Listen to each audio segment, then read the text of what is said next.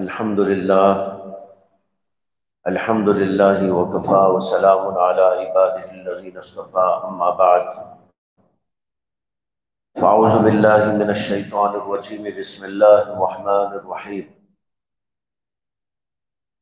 وجعلنا منہم ائمة یہدون بامرنا لما صبروا وکانوا بآیاتنا یوقنون صدق اللہ مولانا العظیم۔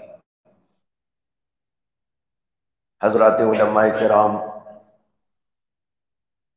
دانشوران ملت، مختلف علمی دینی منصبوں پر فائز حضرات گرامی قدر، اس وقت میں جو حالات ہیں، ان حالات پر تذکرہ اور اس پر تبصرہ اکثر بیشتر ہمارے درمیان ہوتا رہتا ہے۔ حالات کئی قسم کے ہیں، سیاسی اعتبار سے بھی ہے، ملی اعتبار سے بھی ہیں، اور مذہبی اعتبار سے بھی ہیں۔ مختلف قسم کے حالات اس وقت امت کو برابر تسلسل کے ساتھ پیش آ رہے ہیں۔ ایسا معلوم ہوتا ہے کہ چار طرف سے امت کو جکڑ دیا گیا ہے، اور بعض سازشوں کے تحت مذہبی و دینی اعتبار سے کچھ فتنوں کو امت کے اندر اجاگر کیا جاتا ہے۔ جیسے کہ کسی زمانے میں انگریزوں نے قادیانیوں کو کھڑا کیا تھا۔ یہ انگریزی سامراجیت کا فتنہ تھا جو قادیانیت کے روپ کے اندر ظاہر ہوا تھا۔ اسی طرح آج بھی مختلف اسلامی نظریات سے تضاد رکھنے والے لوگ، مخالفت اور عناد رکھنے والے لوگ اپنے سیاسی مفادات کے لیے یا اور کسی دوسرے مفاد کے لیے کچھ ایسے لوگوں کو کھڑا کر دیتے ہیں جو امت میں انتشار کا سبب بنتے ہیں، اور وہیں سے زبردست قسم کے انقلابات اور زبردست قسم کے فتنے رونما ہوتے ہیں۔ اور ایک لمبی تاریخ ہے، یہ کوئی نیا مسئلہ امت مسلمہ کے لیے نہیں ہے۔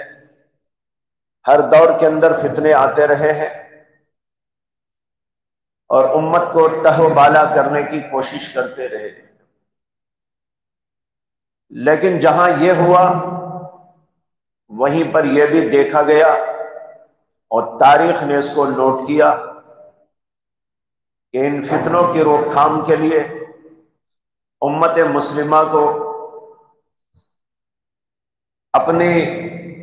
اپنے نظریات اور اپنے عقائد اور اپنے ایمان پر مضبوطی کے ساتھ جمائے رکھنے کے لیے حضرات علماء کرام اور دینی ذوق اور شوق رکھنے والے حضرات میدان کے اندر اترتے رہے اور اپنی خدمات کے ذریعے سے، محنتوں کے ذریعے سے امت کو برقرار رکھنے کی کوشش کرتے رہے۔ یہ دونوں چیزیں ساتھ ساتھ چلتی آ رہی ہیں۔ فتنوں کا دور نیا دور نہیں ہے، ہر دور کے اندر فتنے آتے رہے ہیں۔ جو آدمی تاریخ سے واقف ہے وہ اس بات سے پوری طرح اتفاق کرے گا۔ ابھی مولانا آپ کو بتا رہے تھے مسیلمہ کذاب، اس نے نبوت کا دعویٰ کیا۔ یہ خود رسول اکرم صلی اللہ علیہ وسلم کے آخری دور کا واقعہ ہے۔ معلوم ہوا کہ یہ ختم نبوت سے ٹکر لینے کا فتنہ وہیں سے شروع ہو گیا تھا، اور پھر اسی کے قریب اسود انسی کا فتنہ، وہ بھی حضور اقدس صلی اللہ علیہ وسلم کے آخری دور ہی کا واقعہ ہے۔ سجاح نامی عورت نے نبوت کا دعویٰ کیا تھا، یہ بھی اسی کے قریب قریب دور کا واقعہ ہے۔ تو معلوم ہوتا ہے تاریخ کے مطالعے سے کہ یہ فتنے وہیں سے شروع ہو گئے۔ نبی اکرم صلی اللہ علیہ وسلم نے اپنے ایک حدیث کے اندر ارشاد فرمایا، انہ سیکون بعدی ثلاثون کذاب یزعم کلہم انہ نبی، میرے بعد 30 جھوٹے لوگ آئیں گے اور ان میں سے ہر ایک کا دعویٰ ہوگا کہ وہ نبی ہے۔ اور آپ نے فرمایا وَإِنَّهُ لَا نَبِيَّ بَعْدِي وَأَنَا خَاتَمُ النَّبِيِّينَ، میرے بعد کوئی نبی نہیں، میں خاتم النبیین ہوں۔ تو آپ نے پیشگوئی کی تھی کہ میرے بعد ختم نبوت سے بغاوت کرنے والے لوگ کھڑے ہوں گے اور یہ فتنہ چلے گا۔ اور یہ جو 30 کی تعداد اس کے اندر بتائی گئی ہے، علماء کا کہنا ہے کہ اس 30 سے مراد بڑے بڑے قسم کے دجال، بڑے بڑے قسم کے جھوٹے ہیں، باقی چھوٹے موٹے مینڈک کے جیسے بہت سارے الٹے سیدھے پیدا ہوتے رہے۔ چنانچہ وہاں ایک پیدا ہو جاتا، وہاں ایک پیدا ہو جاتا ہے، کسی گاؤں میں پیدا ہو جاتا ہے، ایسے تو پتہ نہیں کتنے پیدا ہوئے ہیں اور دعوے کرتے رہتے ہیں۔ کوئی نبوت کا دعوے دار بن جاتا ہے، کوئی مہدویت کا دعوے دار بن جاتا ہے، اور کوئی مسیحیت کا دعوے دار بن کے آتا ہے۔ یہ سارے فتنے دنیا میں چلتے رہیں گے۔ نبی اکرم صلی اللہ علیہ وسلم نے اس کی پیشگوئی کر دی، اس لیے فتنوں کا آنا کوئی تعجب خیز بات نہیں ہے، بلکہ ہم کو یہ مان کے چلنا ہے کہ ایسا ہونا ہے، ایسا ہوتا رہے گا۔ یہ اب جتنا ہم نے سنا ہے اس سے زیادہ بھی ہو سکتا ہے، ہوگا۔ اس لیے یہ تو نہ کوئی تعجب خیز بات ہے اور نہ اس کے سلسلے میں ہمیں سوچنا ہے۔ البتہ سوچنا ہے تو یہ سوچنا ہے کہ ہماری ذمہ داری کیا ہے اور ہمیں ہر دور کے اندر کس طرح تیار ہونا ہے، ہر فتنے کے فروع کرنے کے لیے، ہر فتنے کو مات دینے کے لیے، ہر فتنے سے لڑائی کرنے کے لیے، ہر فتنے کو اپنی جو ہے منزل تک پہنچا دینے کے لیے، آخری مدفن تک پہنچا دینے کے لیے ہمیں کیا جد و جہد اور محنت اور کوشش کرنی چاہیے، اور اس کے لیے اپنے آپ کو کس طرح لیس کرنا چاہیے، یہ ہے دراصل اصل سوال، اور اسی کے اوپر ہم کو زیادہ توجہ دینے کی ضرورت۔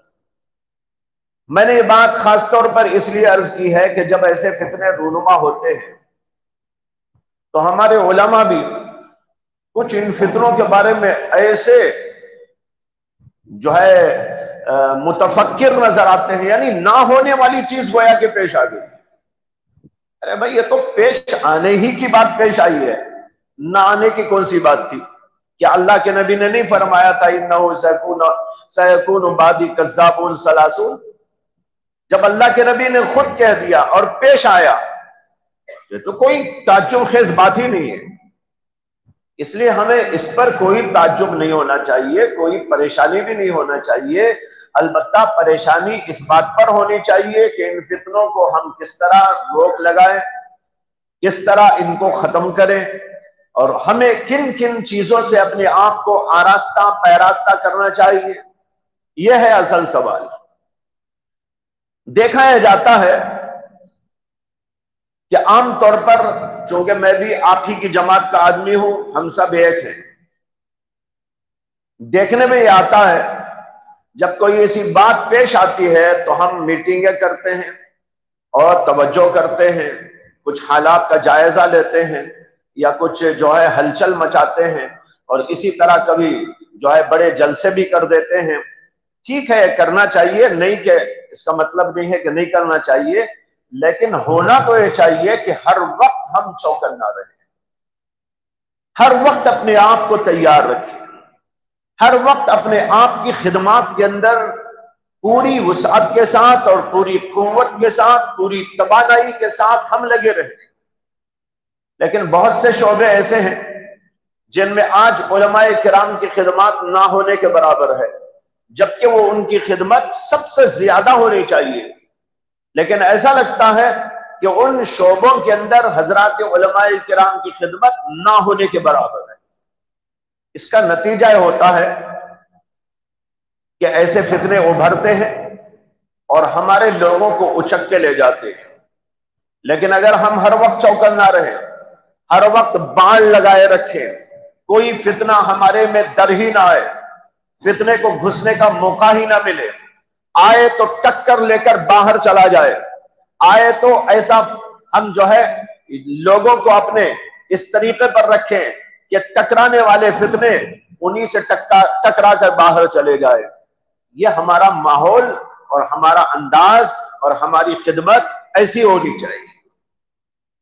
اس سلسلے میں نے جو آیت کریمہ پڑھی ہے اس کی روشنی میں کچھ باتیں عرض کرنا چاہتا ہوں۔ اللہ تعالیٰ نے فرمایا وَجَعَلْنَا مِنْهُمْ أَئِمَّةً يَهْدُونَ بِأَمْرِنَا لَمَّا صَبَرُوا وَكَانُوا بِآيَاتِنَا يُوقِنُونَ۔ یہ آیت علماء کی ذمہ داری کو بھی بتا رہی ہے، ذمہ داری کے ساتھ ان کی صفات اور ان کے اوصاف اور ان کے کمالات کو بھی بتا رہی ہے۔ اللہ تعالیٰ کہتے ہیں کہ ہم نے ان میں ائمہ بنائے، یہدون بامرنا، جو ہمارے حکم کے مطابق لوگوں کی ہدایت کا کام انجام دیتے ہیں۔ اس سے معلوم ہوا کہ علماء کی ذمہ داری ہے ہدایت کا کام، رہبری کا کام، اس کے علاوہ ان کا کوئی اور کام نہیں ہے، ایک ہی ایک کام ہے، یہدون بامرنا۔ اللہ نے یہ ائمہ کا کام بتایا ہے۔ یہاں پر مراد ائمہ سے مسجد کا امام نہیں ہے، بلکہ لوگوں کا رہبر ہے، علماء ہیں، مشائخ ہیں، مسجد کے امام بھی ہیں، مدرسین کرام بھی ہیں، مشائخ اعظام بھی ہیں، جو بھی اس منصب پر فائز ہیں ان سب کی یہ ڈیوٹی ہے اور ان کا کام ہے یہدون بامرنا، اللہ کے حکم کے مطابق لوگوں کی رہبری کا فریضہ انجام دیتے رہے۔ اللہ نے یہ بہت اجمالی بات فرما دی، لیکن اس کی شکلیں ہزاروں ہزار نکل سکتی ہیں۔ کام ہمارا ایک ہی ہے، وہ ہے ہدایت، لوگوں کی رہبری، لیکن لوگوں کی رہبری کرنے کے طریقے بے شمار ہو سکتے ہیں، حالات کے اعتبار سے بدل بھی سکتے ہیں، مخاطبین کے اعتبار سے بھی الگ الگ ہو سکتے ہیں، زبان کے اعتبار سے بھی الگ الگ طریقے استعمال کیے جا سکتے ہیں، لیکن کام ایک ہی ہے، وہ ہے ہدایت کا کام، لوگوں کی رہبری کرنا۔ اور یہ رہبری کا کام وہی کام ہے جو انبیاء کرام علیہ السلام کیا کرتے تھے، اور ہمارے نبی صلی اللہ علیہ وسلم نے اس کو انجام دیا۔ آپ دنیا میں تشریف لائے تو دنیا کے اندر ضلالت تھی، دنیا کے اندر گمراہی تھی، شرک اور کفر اور بے حیائی، غداری اور پتہ نہیں کیا کیا برائیاں، اخلاقی بھی، روحانی بھی، ایمانی بھی، ہر طرح کی بیماریاں۔ نبی اکرم صلی اللہ علیہ وسلم نے لوگوں کو رہبری دی، اپنی قائدانہ کردار سے لوگوں کو سمجھایا اور بتایا، اور ہر فیلڈ کے اندر نبی اکرم صلی اللہ علیہ وسلم نے اپنا نمونہ چھوڑا۔ لہذا ہدایت کا وہ نمونہ جو محمد عربی صلی اللہ علیہ وسلم نے اختیار فرمایا، بس اسی کو ہم سامنے رکھ لیں تو اس کی بے شمار شکلیں ماحول کے اعتبار سے، مخاطبین کے اعتبار سے، اور علاقوں کے اعتبار سے، زمانوں کے اعتبار سے الگ الگ تجویز کیے جا سکتے ہیں، لیکن سب کے اندر ایک ہی کام ہونا ہے، وہ لوگوں کی ہدایت کا کام، تاکہ لوگ ہدایت پر قائم رہیں، ضلالت و گمراہی میں نہ پڑے، کسی طرح کی ضلالت و گمراہی میں نہ پڑے، نہ عقیدے کے اعتبار سے، نہ اعمال و عبادات کے اعتبار سے، نہ معاشرت کے اعتبار سے، نہ معاملات کے اعتبار سے، نہ اخلاق کے اعتبار سے، نہ سیاست کے اعتبار سے، کسی بھی فیلڈ میں، کسی بھی لائن میں گمراہی میں نہ جائے۔ یہ ہے سب سے بڑا ہمارا کام، اصل کام۔ لیکن آگے اللہ نے فرمایا لما صبروا، یہ کام ان کو اس وقت سپرد کیا گیا जब ये अइम्मा सब्र करने पर आ गए, लम्मा सबर, जब उन्होंने सब्र किया, वकानू भी आयातिना युकिनून, और वो लोग हमारी आयात पर यकीन कामिल रखते थे। अल्लाह ने इसके अंदर दो बातें इरशाद फरमाई हैं। एक बात तो यह है कि सब्र करने के नतीजे में अल्लाह ने उनको यह जिम्मेदारी दी, हिदायत की जिम्मेदारी। और दूसरी बात ये इरशाद फरमाई, वो यकीन रखते थे इसलिए उनको ये जिम्मेदारी दी गई। लिहाजा हर आलिम, हर फाजिल, हर दाई, हर दानिश्वर जो दीन की खिदमत में लगा हो या करना चाहता हो, उसके लिए दो बातों की इंतहाई जरूरत है। एक बात तो यह है कि वो सब्र पर कायम रहे, और दूसरी बात यह है कि वो यकीन के आला दर्जे पर कायम हो जाए। इसलिए कि जब हम लोगों को एक बात पेश करते हैं तो सबसे पहले तो हमें यकीन होना चाहिए। हम खत्म नबूवत की बात कहें तो हमारा खत्म नबूवत पर यकीन आला दर्जे का हो। हम ईमान की बात कहते हैं तो हमारा यकीन और ईमान सबसे आला दर्जे का हो। हम दीन की कोई बात बताते हैं तो हमारा उसके ऊपर यकीन कामिल दर्जे का हो। इसलिए कि जब तक दाई को अपनी दावत पर यकीन नहीं होता, उसकी दावत के अंदर कोई कुव्वत नहीं। दाई के लिए सबसे अहम यह है कि वो अपनी दावत पर खुद यकीन पैदा करे। इसलिए अल्लाह ने कहा वकानू भी आयातिना युकिनून। और जो दूसरी बात फरमाई वो है सब्र। सब्र के माने हैं हब्सुन नफ्सी अला मा तकरा, नफ्स को ऐसी चीज के ऊपर जमा देना जो नफ्स नहीं चाहता, नफ्स जिससे भागता है उस पर उसको जमा देने का नाम दरअसल सब्र है। उलमा कहते हैं सब्र के तीन दर्जे या तीन किस्में हैं। एक है सब्र अलल ताआत, और एक है सब्र अलल मुसीबत, और एक है सब्र अनिल मासियत। सबसे पहले तो है सब्र अलल ताआत, नेकी पर अपने आप को जमाना। नेकी जाहिरी हो, नेकी बातिनी हो, उसके ऊपर अपने आप को जमाना, अपने आप को जाहिरी बातिनी इबादत ताआत नेकियों से आरास्ता पैरास्ता करना। जब यह होगा तो इसको कहा जाएगा सब्र अलल ताअत, नेकी पर अपने आप को जमा देना।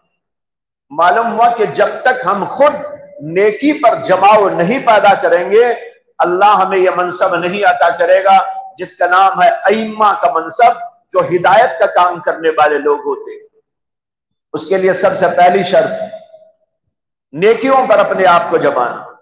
और नेकियां दो किस्म की हैं, एक जाहिरी नेकियां हैं, एक बातिनी नेकियां हैं। जाहिरी नेकियों में नमाज, रोजा, हज और ज़कात, जिक्र, फिक्र, ये सब चीजें हैं।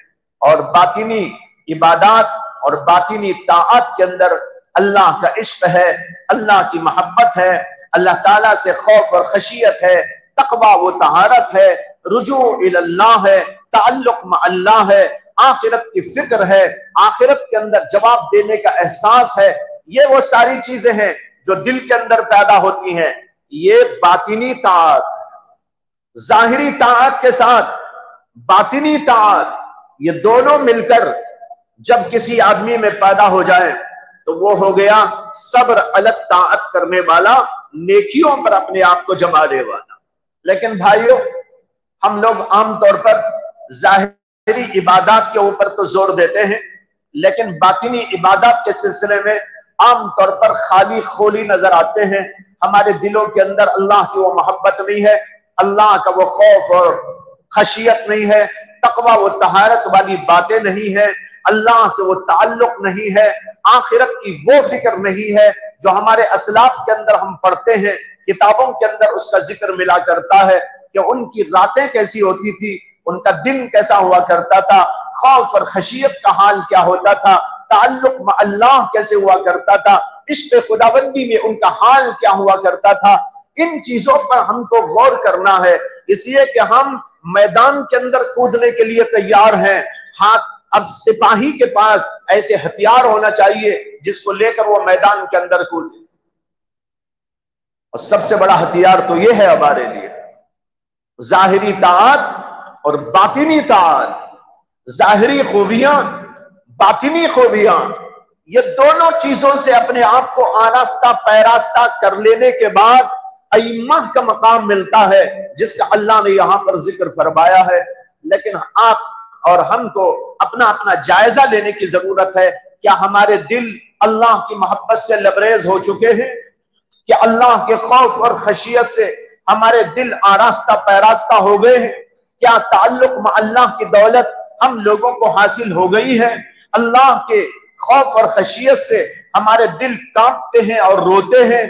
क्या आखिरत की फिक्र और तलब हमारे अंदर पैदा हो गई है? इन चीजों पर गौर करने की जरूरत है।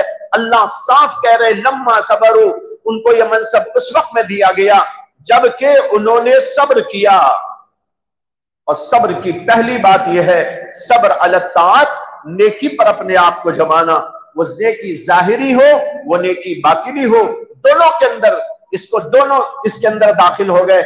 इसलिए ताअत नेकी दोनों तरह की हमारे अंदर जमा हो जाए। इमाम आजम अबू हनीफा रहमतुल्लाह अलैह, जिनकी हम तकलीद करते हैं, दिन के अंदर उनका हाल यह होता था कि वो दिन भर पढ़ने में, पढ़ाने में, तसनीफ में, तालीफ में और इस्तिंबात और इस्तिखराज मसाइल, बहस और मुबाहसे में, गौर व फिक्र में, कुरान और हदीस के उलूम पर गहरी निगाह डालने में लगे रहते थे। और जब रात होती थी अल्लाह के सामने खड़े होते। खौफ और खशियत का हाल यह था कि इमाम आजम अबू हनीफा रहमतुल्लाह अलैह एक बार इशा की नमाज पढ़ते हैं और इमाम साहब नमाज के अंदर सूरत ज़िलज़ाल की तिलावत करते हैं। इज़ा ज़ुल्ज़िलतिल अर्ज़ु ज़िलज़ालहा व अख़रजतिल अर्ज़ु अस्क़ालहा व क़ालल इंसानु मा लहा यौमइज़िन तुहद्दिसु अख़बारहा बिअन्ना रब्बका अवहा लहा यौमइज़िन यस्सुरुन नासु अश्तातन लियुरौ आमालहुम फमन यअमल मिस्क़ाल ज़र्रतिन ख़ैरन यरा व मन यअमल मिस्क़ाल ज़र्रतिन शर्रन यरा। इमाम साहब रोते रहते हैं, रोते रहते हैं, रोते रहते हैं, यहां तक कि नमाज खत्म हो जाती है। और खत्म होने के बाद सारे लोग उठ उठ कर चले जाते हैं, लेकिन इमाम साहब वहीं बैठे रहते हैं। यहां तक कि उनके शागिर्द अल्लामा इब्न सिक्कीत कहते हैं कि मैं देर तक इंतजार में रहा, लेकिन वो अपनी जगह से न उठे और उसी जगह में गौर व फिक्र में डूबे हुए वहीं बैठे रहे। मैं तो अपने घर चला गया।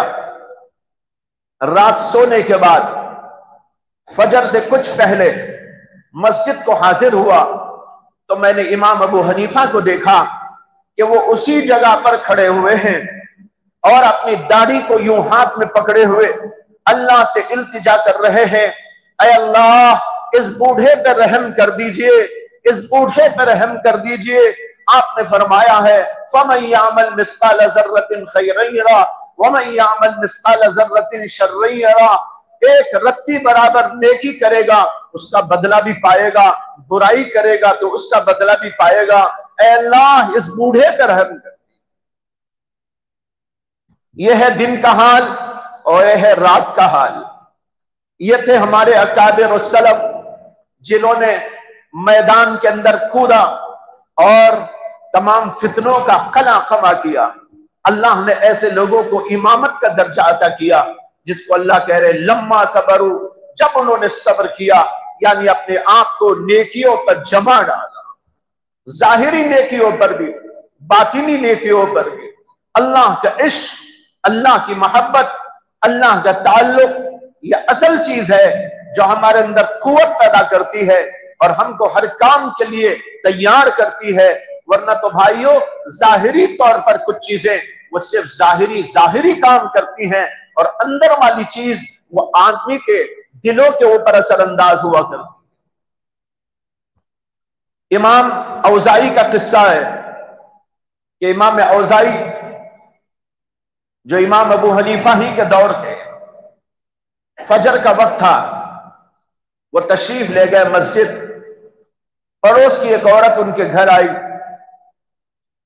छोटा सा घर था, एक मुसल्ला बिछा हुआ था। हजरत की अहलिया इधर बैठ गई और इमाम औज़ाई की अहलिया इधर बैठ गई, आने वाली औरत इधर बैठ गई। बातें होती रही। उस औरत का हाथ मुसल्ले पे पड़ा तो उसने देखा कि भीगा भीगा है। कहने लगी कि अम्मा जान, कोई बच्चा शायद पेशाब कर दिया, ये देखो मुसल्ला भीगा हुआ है। हजरत की अहलिया ने कहा कि हमारे घर में कोई बच्चा नहीं, मैं हूं और हजरत हैं, कोई बच्चा यहां मौजूद नहीं। वो औरत कहने लगी कि शायद पानी पड़ गया है। हजरत की अहलिया ने कहा पानी भी नहीं, ये इमाम औज़ाई रात भर इस पर रोते हैं, उनके आंसू हैं जो इस पर टपक टपक के पूरे मुसल्ले को भिगा चुके। यह है भाइयों लम्मा सबरू, अपने आप को यूं आरास्ता पैरास्ता करना, जाहिरी इल्म के साथ बातिनी इल्म से आरास्ता करना, जाहिरी ताअत के साथ बातिनी ताअत से अपने आप को आरास्ता पैरास्ता करना, यह है अइम्मा का बहुत बड़ा काम और उनकी जिम्मेदारी। दूसरी बात लम्मा सबरों में यह है सब्र अलत ताअत के साथ सब्र अनिल मासियत, मासियतों से बचना, मासियतों से अपने आप को बचाने पर सब्र करना। कोई मासियत न आए हमारे करीब। जाहिरी मासियतों से तो अल्हम्दुलिल्लाह हम सब बचे रहते हैं, ये अल्लाह का बहुत बड़ा शुक्र है। हमारे हजरत मसीहुल उम्मत नव्वर अल्लाहु बरकतहू फरमाया करते थे, हमारे झुब्बों, हमारे कुब्बों, हमारी टोपियों, हमारी दाढ़ियों, इसका सदका और इसकी बरकत यह है कि हम बहुत से गुनाहों से बच जाते। हजरत कहते थे ये लिबास मामूली नहीं है, ये दाढ़ी मामूली चीज नहीं है, ये टोपी दाढ़ी बहुत अजीम शान चीजें हैं जिससे इंसान बेशुमार गुनाहों से खुद ब खुद बचता है। जब देखता भाई मैं तो जुब्बा पहना हूं, क्या मैं ऐसा काम कर सकता हूं, दाढ़ी रखा हुआ हूं, टोपी पहना हुआ हूं, मौलाना कहलाता हूं, आलिम कहलाता हूं, इमाम कहलाता हूं, मैं कैसा फलां काम कर सकता हूं। अल्लाह के फजल से हम बेशुमार गुनाहों से बच जाते। लेकिन गौर करने की बात यह है, जिस तरह ताअत में दो किस्में थी, जाहिरी ताअत, बातिनी ताअत, इसी तरीके पर मासियतें भी दो किस्म की हैं, कुछ जाहिरी मासियतें हैं और कुछ बातिनी मासियतें। जाहिरी मासियतों से तो अल्हम्दुलिल्लाह हम बच जाते हैं, लेकिन हम में बहुत ऐसे हैं मेरे से नाकारा खबीस और शैतान लोग जो दिल के गुनाहों में मुब्तला रहते, हसद में मुब्तला, कीने में मुब्तला और इस तरह की बेहुदा चीजों के अंदर हम मुब्तला। जाहिरी एतबार से तो हमने अपने आप को बचा लिया, लेकिन अपने दिल के एतबार से गुनाहों से अपने आप को नहीं बचाया। और सब्र अनित मासियत यह है कि जाहिरी गुनाहों के साथ साथ अपने आप को बातिनी गुनाहों से भी बचा ले, कोई बातिनी गुनाह हमारे करीब ना आए। आखिरत से गफलत दिल का गुनाह है, अल्लाह से गफलत दिल का गुनाह है, हसद और कीना और बुग़्ज़ यह दिल का गुनाह है, तकब्बुर, रियाकारी यह दिल का गुनाह है। इन सारे गुनाहों से भी अपने आप को बचा लेना, यह है सब्र अनिल मासियत, मासियत से सब्र करना। और तीसरी चीज है मुसीबत पर सब्र। इसको तो सब जानते हैं, जब मुसीबत पेश आए और अल्लाह मुसीबतें लाता है, दुनिया है तो मुसीबत आएगी, हालात आएंगे, मसाइल आएंगे, इसके ऊपर शुक्र के साथ, सब्र के साथ जिंदगी करते रहना, अल्लाह तबारक व तआला की कोई नाफरमानी ना करना, अल्लाह का कोई शिकवा ना करके अपने आप को कायम व दायम रखना, यह है मुसीबतों पर सब्र करना। अंबिया पर भी आई मुसीबतें, औलिया पर भी आती हैं मुसीबतें, नेक काम करने वालों पर आती है मुसीबतें। जब ऐसे हालात पेश आते हैं और एक आलिम, एक फाजिल, एक दाई, एक अल्लाह का नेक और लाडीला बंदा नेकी के काम में आगे बढ़ता है, फितनों की रोकथाम के लिए आगे बढ़ता है, दावत अल्लाह के कामों में आगे बढ़ता है, तबलीग के सिलसिले में आगे बढ़ता है, तो वहां पर भी बेशुमार रुकावटें पैदा होती है। बाद लोग ऐसे हालात ऐसे हालात पैदा कर देते हैं जिससे कि आदमी को सब्र करना जरूरी हो जाता है। اسی لیے قرآن کریم کے اندر سورہ عصر کے اندر فرمایا گیا تواصوا بالحق و تواصوا بالصبر، ایک دوسرے کو حق کی تلقین کرتے ہیں اور ایک دوسرے کو صبر کی تلقین کرتے ہیں۔ جب ایک دوسرے کو حق کی وصیت کرتے ہیں، دعوت دیتے ہیں، برائی سے بچانے کی کوشش کرتے ہیں، امر بالمعروف اور نہی عن المنکر کا فریضہ انجام دیتے ہیں، تو وہاں پر حالات ضرور پیش آتے ہیں، ان حالات کے اندر صبر ضروری ہوتا ہے۔ اس لیے تواصوا بالحق کے بعد اللہ نے تواصوا بالصبر کو ذکر فرما دیا۔ لہذا یہ انبیاء کرام علیہم السلام کا کی بہت اہم ترین صفت ہے جس کا نام ہے صبر علی المصیبت، لہذا ہم سب کو وہ بھی کر رہا ہے۔ تو یہ ہے لما صبروا، جس کی 3 قسمیں میں نے عرض کی ہیں جو علماء نے بتائی۔ نیکی پر اپنے آپ کو جمانا، نیکی ظاہری ہو وہ، نیکی باطنی ہو وہ، دونوں پر، اور معصیت سے اپنے آپ کو بچانے کا صبر کرنا، چاہے وہ معصیت ظاہری معصیت ہو یا باطنی قسم کی معصیت ہو۔ اور تیسرے یہ ہے حالات کچھ بھی پیش آئے اس کے اوپر صبر کے ساتھ، تحمل کے ساتھ اس کو برداشت کرتے ہوئے چلتے رہنا اور اللہ کے دین کی خدمت میں لگے رہنا۔ جب یہ صبر کا مقام پا لیتا ہے آدمی، تینوں قسم کے صبر کا، اللہ تبارک و تعالیٰ اسے منصب امامت عطا کرتے۔ لما صبروا، اور دوسری بات بتائی وَكَانُوا بِآيَاتِنَا يُوقِنُونَ، اور اس وقت دیتے ہیں جبکہ وہ یقین کامل کے درجے پر پہنچ جاتا ہے، اپنی دعوت پر اس کو یقین ہوتا ہے۔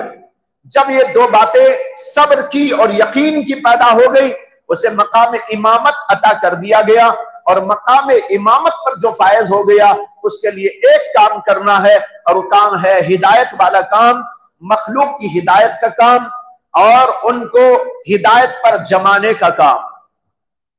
اس کی مختلف شکلیں ہو سکتی ہیں، کام ایک ہی ہے، شکلیں مختلف ہیں، بہت سارے شکلیں بدلتی بھی رہتی ہیں زمانوں کے اعتبار سے، حالات کے اعتبار سے اور علاقوں کے اعتبار سے۔ کسی علاقے میں کوئی انداز چاہیے، کسی علاقے میں کوئی اور طرز چاہیے، کسی علاقے میں اردو زبان سے کام کرنا چاہیے تو کسی جگہ کنڑ میں کام کرنا چاہیے، کسی جگہ انگریزی میں کام کرنے کی ضرورت ہو۔ مخاطبین کیسے ہیں اس کے لحاظ سے بھی ہمیں طے کرنا ہوگا کہ ان سے کس طرح بات کی جائے، ان سے کس طریقے پر کام لیا جائے، اور ان کو ہدایت کی بات کس انداز پر پہنچائی جائے۔ اور پھر اس کی یہ شکلیں بھی ہیں کہ عقیدے کے اعتبار سے محنت ایک ہدایت والا کام، اعمال پر جماؤ کے لیے لوگوں کی تلقین یہ ہدایت کا دوسرا کام، اور ان کے اندر جو شکوک و شبہات ہو ان کو دور کرنے کے سلسلے میں محنت کرنا یہ تیسرے قسم کی ہدایت کی ذمہ داری۔ اس طرح بے شمار کام اس میں ہوتے ہیں۔ آج کے دور میں ایک اہم ترین کام جو علماء کو کرنے کا ہے وہ یہ ہے کہ لوگوں کے ذہنوں میں آج کل شکوک و شبہات بہت پیدا ہو گئے۔ یہ میڈیا کے ذریعے سے لوگوں کے سامنے بہت ساری باتیں آتی ہیں، اشکالات کیے جاتے ہیں، شبہات کیے جاتے ہیں، باتیں اڑائی جاتی ہیں، اسلام کے کسی مسئلے کے بارے میں، حکم کے بارے میں، اللہ کے نبی کی سیرت کے بارے میں، یا جو ہے کسی اور اعتبار سے، یا مسلمانوں کی کسی طرز عمل کے سلسلے میں، ان سب چیزوں کے سلسلے میں لوگ کچھ نہ کچھ اڑاتے رہتے ہیں۔ علماء کی ذمہ داری ہے کہ وہ ان شبہات کا جواب بھی دیتے رہے، اپنے بیانات میں، اپنی مجالس میں، موقع سے۔ دیکھیے حضرت حکیم الامت مولانا اشرف علی صاحب تھانوی رحمت اللہ علیہ، ان کے جو بیانات ہیں ان کے بیانات کے اندر شکوک و شبہات کا ازالہ اس قدر ہوا کرتا تھا کہ جو آدمی ان کی کسی مجلس کے اندر بیٹھتا تھا وہ یہ کہہ کر اٹھ کے جاتا تھا میرے تمام شکوک و شبہات دور ہو گئے۔ حضرت شکوک پیش کرتے تھے، جوابات دیتے تھے، اشکالات پیش کرتے تھے، جواب دیتے چلے جاتے تھے۔ بعد میں لوگوں نے ان کو الگ جمع کیا حضرت کے مواعظ سے، تو 4 جلدوں کی ایک کتاب ہو گئی جس کا نام ہے اشرف الجواب لشفاء المرتاب۔ اس کا پورا نام یہ ہے اشرف الجواب लिशिफाइल मुर्ताब, शुकूक व शुबहात में पड़े हुए लोगों के शुबहात का तशफ़ी बख्श जवाब, अशरफुल जवाब उसका नाम रख दिया गया। 4 जिल्दों में वो जो किताब है वो दरअसल हजरत के बयानात से अख्ज़ किया हुआ मवाद, मुस्तकिल किताबें भी हैं। ये काम बहुत अहम है आज के दौर में। लोगों के जहनों के अंदर इस्लाम के बारे में शुकूक हैं, शुबहात हैं, लेकिन हम लोग आमतौर पर इन चीजों की तरफ तवज्जो नहीं देते। इस वक्त मैंने कल भी एक जगह पर ये बातें अर्ज की थी, आज भी उसको दोहराना चाहता हूं कि हम अपनी जिम्मेदारी क्या है वो तो सामने आ गई बात। हमारी जिम्मेदारी है हिदायत का काम। हमारी जिम्मेदारी कमाना नहीं है, हमारी जिम्मेदारी दुकानदारी नहीं है, हमारी जिम्मेदारी कोई और मुलाजमत इधर उधर की करना नहीं है, हमारी जिम्मेदारी इमामत भी नहीं है, हमारी जिम्मेदारी तदरीस भी नहीं है, हमारी जिम्मेदारी वाज़ो बयान भी नहीं है। अल्लाह कहते हैं हमारी जिम्मेदारी हिदायत। अगर इमामत से आप हिदायत का काम कर रहे हैं, माशाअल्लाह अपने डगर पर हैं। इसी तरह कोई तदरीस के जरिए हिदायत का काम कर रहा है तो माशाअल्लाह ठीक काम हो रहा है। वाज़ और नसीहत के जरिए से हिदायत वाला काम अंजाम पा रहा है। हम अपनी डगर पर हैं और उस मिशन पर काम कर रहे हैं जिसके लिए अल्लाह ने हमको यह मनसब अता फरमाया है। लेकिन भाई इमामत पर रहते हुए भी हिदायत का काम ना हो रहा हो तो उसकी इमामत पर सवालिया निशान पड़ जाएगा। इमामत तो हो रही है, हिदायत नहीं हो रही है। तदरीस कर रहा है लेकिन तदरीस में जो हो रहा हो, लेकिन अगर हिदायत वाला काम नहीं हो रहा है वो तदरीस भी सवालिया निशान की जद में आ जाएगी। इसी तरह वाज हो, खिताबत हो, बयान हो, सब के अंदर देखना यह है हम इस नजरिए से इमामत करें, हम इस नजरिए से खिताबत करें, हम इस नजरिए से इमामत करें, हम इस नजरिए से तदरीस करें, हम इस नजरिए से वाज़ो बयान करें कि हमारे जरिए से लोगों तक हिदायत का पैगाम पहुंचता रहे। खाली खाना, खलाना, कमाना हमारा मकसद नहीं है, होना भी नहीं चाहिए, ना है ना होना चाहिए। हमारा मकसद तो यह है कि शक्लें अलग अलग हों लेकिन सारों का मकसद एक, वह है यहदून बि अमरिना, अल्लाह के हुक्म के मुताबिक हिदायत का फरीजा अंजाम देते चले जाना। इसके लिए भाइयों बहुत सी शक्लें हैं। आज के दौर में बाद शक्लों को हमने छोड़ दिया, जैसे कि मैंने शुरू में इशारा दिया था, मैं उसकी तरफ तवज्जो दिलाना चाहता हूं। उन शक्लों में से एक शक्ल है जिसको आमतौर पर हम लोगों ने छोड़ दिया, वो है तफसीर कुरान का सिलसिला। हालांकि उलमा की सबसे ज्यादा अहम तरीन जिम्मेदारी है। मैं बेंगलोर में रहता हूं, बेंगलोर इतना बड़ा शहर है। बाद लोग कहते हैं कि 1000 मस्जिदें हैं, बाद लोग कहते हैं कि 1500 मस्जिदें। लेकिन 1500 मस्जिदों में से मेरा अंदाजा यह है कि शायद 50-60 मस्जिदें भी नहीं होगी जहां कुरान पाक की बाकायदा तफसीर चलती हो। यह है हमारा हाल। हालांकि सब जगह उलमा मौजूद है, सब जगह काम कर रहे हैं, लेकिन तफसीर का हल्का इतना महदूद कि तलाश करके आप जाना चाहें तो भी ना मिले। यह सूरत हाल है। मुझे आपके इलाके का नहीं मालूम कि यहां तफसीरी हल्के होते हैं कि नहीं होते। मैं जहां भी जाता हूं और जाता रहता हूं तो लोगों से पूछता हूं कि भाई यह तफसीर का हल्का है, तफसीर का सिलसिला है। अक्सर जगह जवाब यह मिलता है कि नहीं है। कहीं कहीं कोई बोलते हैं कि हमारे यहां एक मौलाना बयान करते, लेकिन वो भी इतना महदूद होता है कि बस मुसल्ली हजरात बैठकर सुन लेते हैं। एक मस्जिद के मुसल्ली सुन लिए, लेकिन भाइयों हजारों हजार लोग इलाके के अंदर मौजूद हैं, लेकिन उन तक कुरान पाक की तफसीर नहीं पहुंची। इसलिए मैं अर्ज ये करना चाहता हूं कि हमारी इस हिदायत का जो सिलसिला हो उसके अंदर हम फौकियत दे सबसे पहले तफसीरी सिलसिले, इसलिए कि कुरान पाक की तफसीर बराह रास्त अल्लाह का कलाम लोगों के सामने पेश करना है। बराह रास्त अल्लाह की तरफ से आया हुआ हिदायत का पैगाम लोगों के ज़हनों के अंदर उतारना है।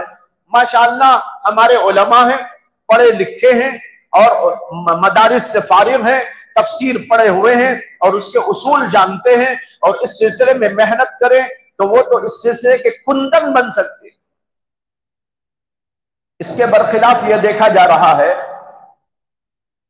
ان پڑھ لوگ تفسیر بیان کر رہے ہیں، یہ دیکھا جا رہا ہے بنگلور میں بھی ان پڑھ لوگ، ڈاکٹر صاحب تفسیر بیان کر رہے، انجینئر صاحب تفسیر بیان کر رہے، ایک آپا صاحب وہ بیان کر رہی ہے، اب صاحب بولو صاحبہ، آپا صاحبہ وہ بیان کر رہی ہے، کیا پڑھی ہوئی ہے؟ پڑھی ہوئی کا کوئی سلسلہ نہیں، ڈاکٹر بن گیا، انجینئر بن گیا اور کچھ بن گیا، وہ تفسیر کا حلقہ قائم کر رہا ہے، لوگ وہاں بیٹھ کر سن رہے، اسی مسجد میں امام صاحب موجود ہیں اور وہ کہیں کے فارغ بھی ہیں، دارالعلوم دیوبند کے فارغ ہیں، سبیل الرشاد کے فارغ ہیں یا کسی اور ادارے کے فارغ ہے، مظاہر العلوم سہارنپور کے فارغ ہے، اسی مسجد کے اندر ایک انجینئر صاحب کی تفسیر ہوتی ہے، ہمارے مولانا صاحب کی تفسیر نہیں ہوتی۔ افسوس کی بات ہے کہ نہیں ہے؟ انتہائی افسوس کی بات ہے۔ ہمیں اس سلسلے میں کافی غور کرنا چاہیے اور کوشش یہ کرنا چاہیے، اس کے لیے دو طریقے ہو سکتے ہیں۔ ایک طریقہ یہ ہے کہ اپنے علاقے کے سارے علماء مل کر ایک جگہ بیٹھیں اور ایسا کچھ پروگرام بنائیں کہ ایک عالی شان بہترین سب سے بڑی مسجد کے اندر ہفتے واری تفسیر کا سلسلہ جاری کریں، تمام علماء بھی شریک رہیں اور اپنے علاقے اپنی مساجد کے تمام مصلیوں کو وہاں آنے کی دعوت دیں اور تفسیر وہاں شروع کی جائے۔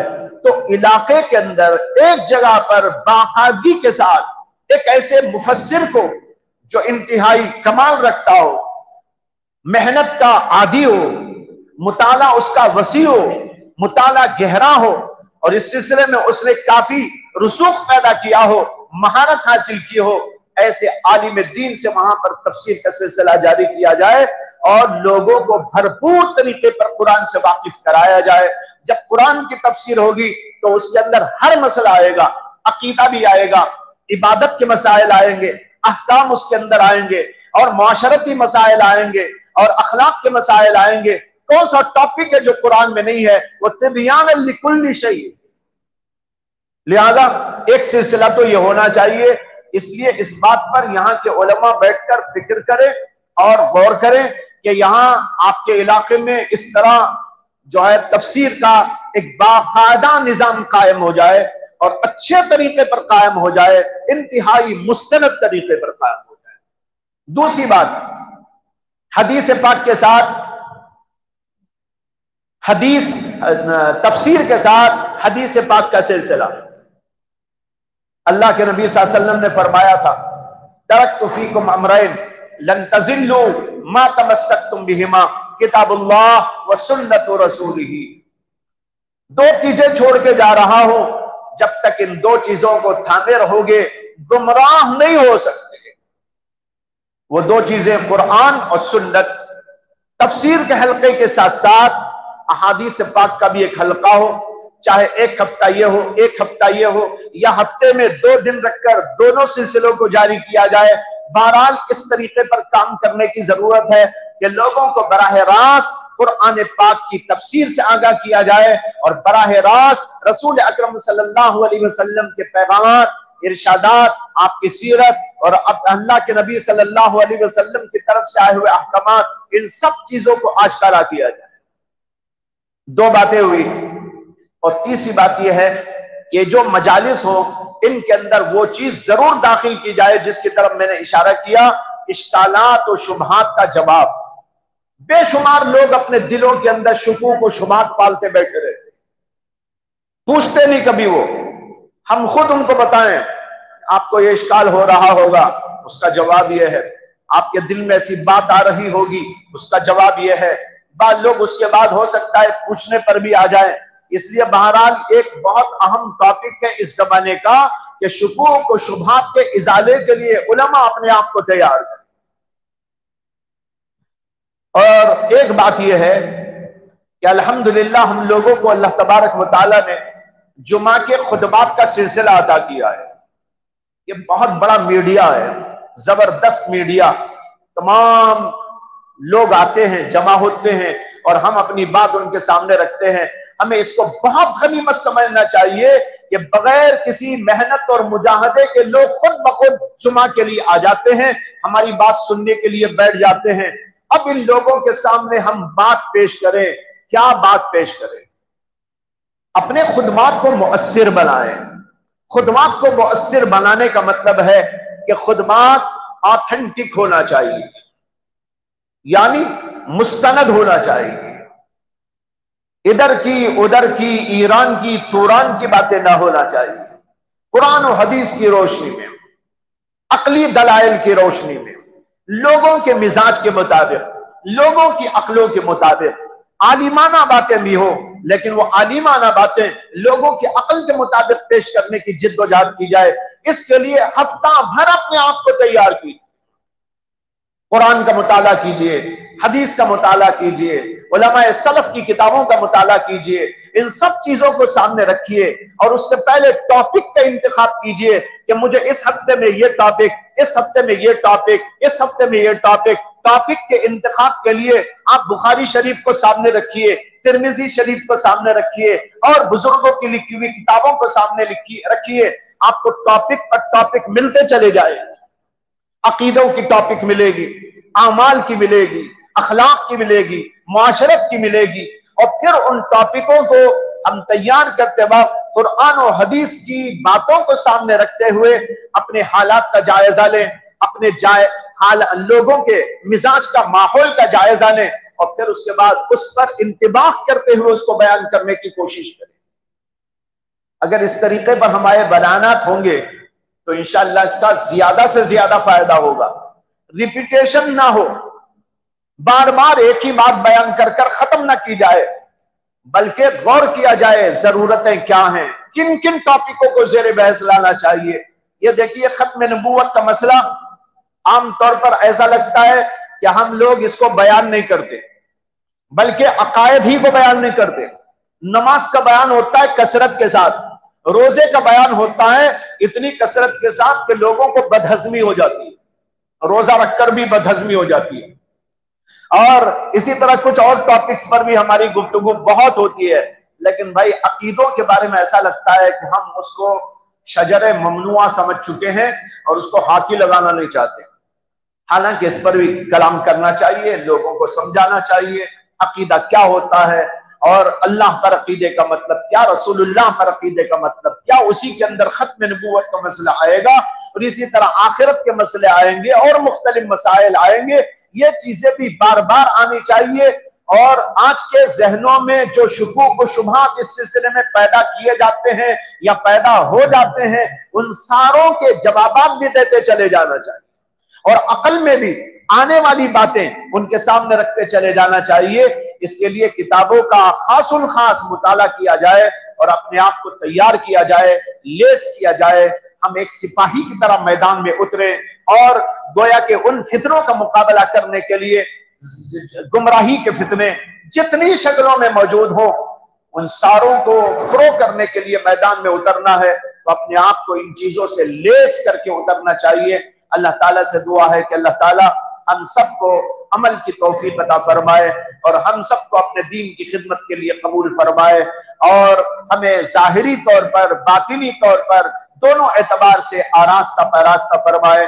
وآخر دعوانا ان الحمد للہ رب العالمین۔